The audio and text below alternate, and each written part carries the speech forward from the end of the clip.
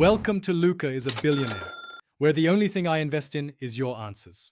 You start by confirming prerequisites: license key, admin account, and network drive access. Once those items are verified, install only Way version X and select the 64-bit installer so memory handling is optimal. Make sure to use an account with admin privileges because the installer writes services and scheduled tasks. After installation, open the admin console and enter the license key. This activates core modules and lets you proceed to initial configuration without delay.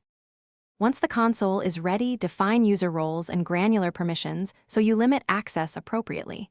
This prevents accidental data changes. Next, connect data sources, point to your SQL endpoint, add API tokens, and set sync intervals. Pick staggered schedules to avoid peak load. Then tweak defaults, retention windows, alert thresholds, and backup cadence because sensible defaults reduce noise and preserve storage.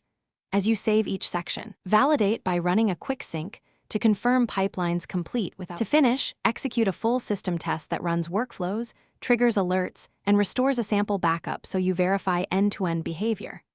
Once successful, export the configuration file and document key settings. This speeds recovery and onboarding.